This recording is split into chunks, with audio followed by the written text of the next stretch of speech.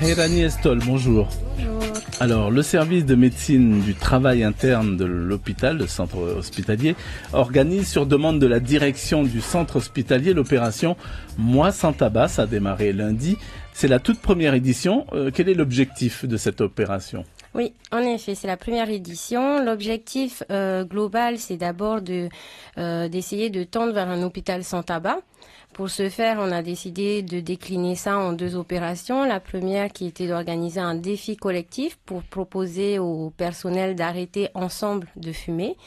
Et le deuxième, c'était de pouvoir communiquer de manière globale donc au public sur notre projet en interne, en mettant à disposition du coup un ensemble de professionnels qu'on a sollicité nous dans le cadre de l'organisation de ce défi. D'accord. Alors quand vous dites un hôpital sans tabac, rassurez-nous, on ne fume pas à l'hôpital. On aimerait bien. Mais on est un établissement public au même titre que tous les autres établissements où aujourd'hui les gens continuent de fumer. Donc là, c'est l'occasion pour nous de porter un message en disant s'il vous plaît, il y a une réglementation qui existe et on aimerait bien en tout cas arriver à pouvoir la faire appliquer. D'accord, mais le personnel lui-même, il ne fume pas à l'hôpital. Faut venir à l'hôpital alors. Malheureusement, si.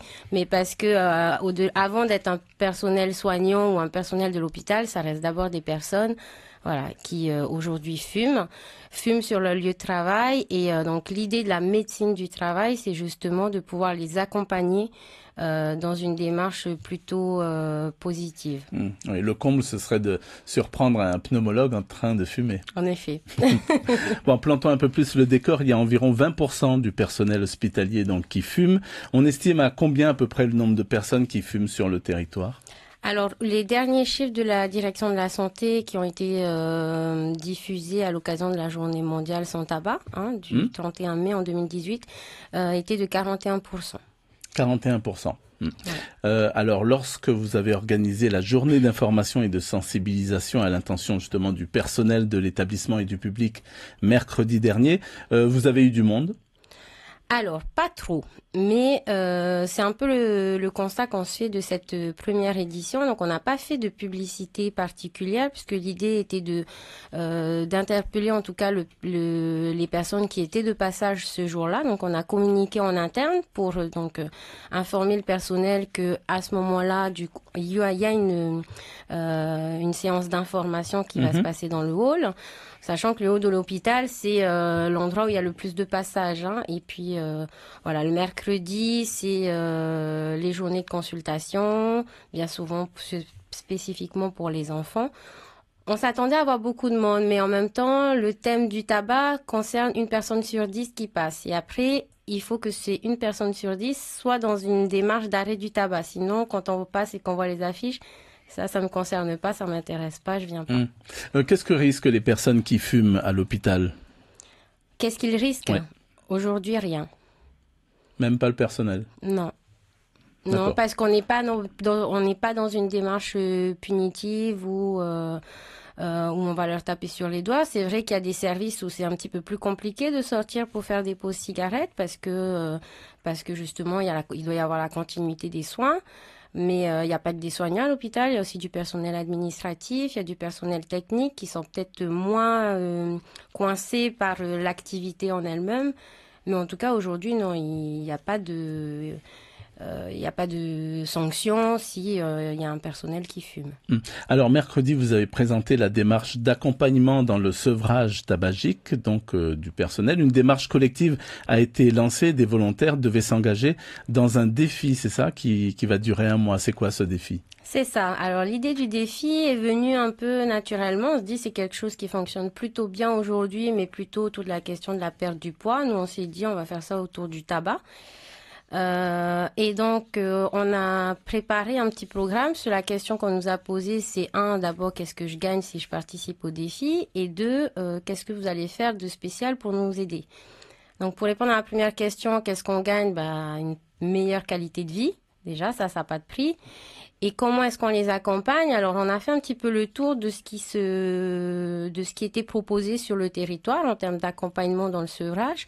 Et donc, du coup, on a fait appel à un hypnothérapeute à une sophrologue. On a sollicité le service diététique en interne de notre établissement pour traiter de la question de la prise de poids quand on arrête de fumer. Un psychologue aussi, j'ai vu.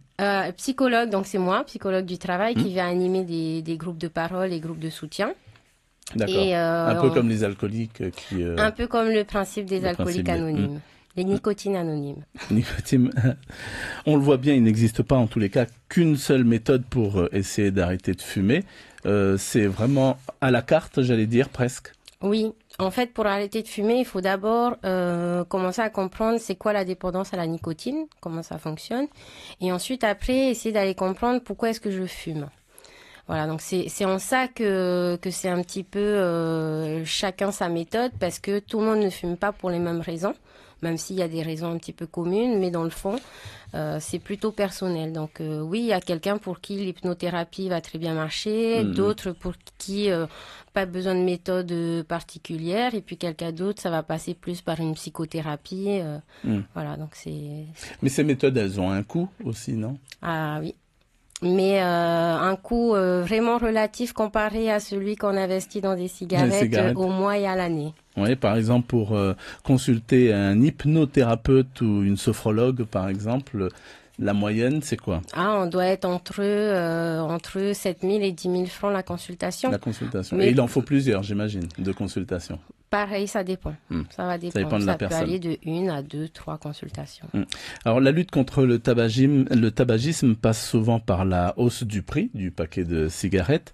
Alors, selon vous, c'est assez dissuasif ou alors il faut taper encore plus fort quand on voit les ravages que peut entraîner le tabac? Je pense que c'est pas suffisant. Alors, c'est pas un argument suffisant, en fait, le prix du tabac, parce qu'on va observer qu'il va y avoir une diminution un petit peu de la consommation au moment où les prix augmentent. Mais après, les gens qui sont vraiment dépendants, ils reprennent leur consommation normale. Et en tout cas, dans le cadre de l'accompagnement qu'on fait, la question financière est un élément qu'on aborde avec eux. On fait le calcul de ce qu'ils dépensent en cigarettes par mois et par an. Certains ont déjà fait le calcul, ils sont pas trop étonnés, c'est pas un argument qui les touche.